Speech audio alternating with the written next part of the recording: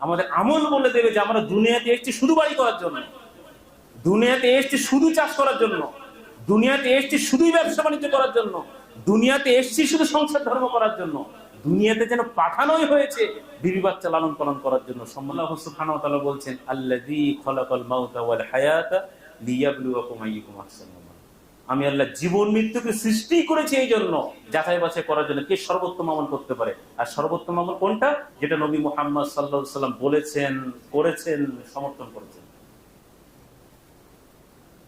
অতএব সম্মানিত উপস্থিতি, এখান থেকে আমরা একটা দিক বুঝতে পারলাম। এরপরে রইল বাকি, আমরা মুখে যদিও আমরা স্বীকার করি না ইমানদার নামাজিগণ, কিন্তু আমাদের আমল নিয়ে যদি আমরা আত্মসমীক্ষা করি, তাহলে দেখা যাবে আমাদের আমল বলছে, মুখে কিন্তু আমরা কেউ স্বীকার করবো না, কিন্তু আমাদের আমলটাকে মনে করেন একটা ভিডিওগ্রাফি করে দেখানো হচ্ছে। কারণ নিজের ভুলটা কিন্তু কেউ নিজে বুঝতে পারে না। এই জন্য হাদিস এসছে, এক মুমিন অপর মুমিনের ভাই, এক মুমিন অপর মুমিনের আয়নার স্বরূপ। আয়নার সামনে গেলে যেমন আমার মুখে কোনো কিছু নোংরা বা দাগ টাগ থাকলে আমি নিজের মুখটা নিজে দেখতে পাবো, তো একজন মুমিন আর এক মুমিনের জন্য আয়না স্বরূপ। কেন আয়না স্বরূপ? সে নিজের ভুলটা যখন বুঝতে পারবে না, আর একজন মুমিন সে তাকে জানিয়ে দেবে এবং সেখান থেকে সে সংযত হবে, সেখান থেকে সে সংশোধন হবে। কিন্তু আমাদের সমাজে উল্টো, যদি কারোর কোনো একটা ভুল, লিগাল ভুল, কোরআন হাদিস সম্মত ভুল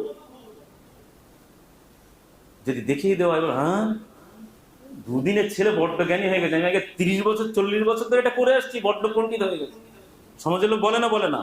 অতএব সম্মানিত উপস্থিতি, যেটা আমরা বোঝাতে চাইছিলাম যে আল্লাহ সুবহানাহু ওয়া তাআলা যে আমাদেরকে দুনিয়াতে পাঠিয়েছেন, আমরা মুখে স্বীকার না করলেও আমাদের আমলগুলোকে যদি আমরা আত্মসমীক্ষা করি, তাহলে আমাদের আমলগুলো যেন নীরব ভাবে ভিডিওগ্রাফি করে দেখলে এটাই প্রমাণিত হবে। দেখার পর আমাদের আমল বলে দেবে যে আমরা দুনিয়াতে এসেছি শুধু বাড়ি করার জন্য, দুনিয়াতে এসেছি শুধু চাষ করার জন্য, দুনিয়াতে এসেছি শুধুই ব্যবসা বাণিজ্য করার জন্য, দুনিয়াতে এসেছি শুধু সংসার ধর্ম করার জন্য, দুনিয়াতে যেন পাঠানোই হয়েছে বিবি বাচ্চা লালন পালন করার জন্য। সম্মানিত উপস্থিতিতে শয়তানি ঢোকা না, বরং দুনিয়াতে আমরা চাষ করব, চাকরি করব, ব্যবসা করব, বিবি বাচ্চা লালন পালন করব।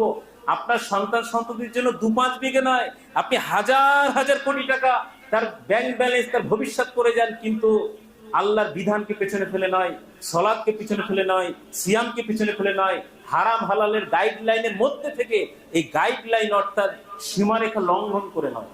যদি আমরা লঙ্ঘন না করি, আল্লাহর দাসত্ব গোলামির সাথে, আল্লাহর ফরজ বিধানের সাথে আমরা এই সমস্ত কাজ করি, তাহলে আমরা ওই হাতি মরলে উলাগ বাঁচলে উলাগ, দুনিয়াও কামিয়াব, আখিরাতে কামিয়াব। আর যদি আমরা আখিরাতকে সম্পূর্ণ উদাসীনতার পরিচয়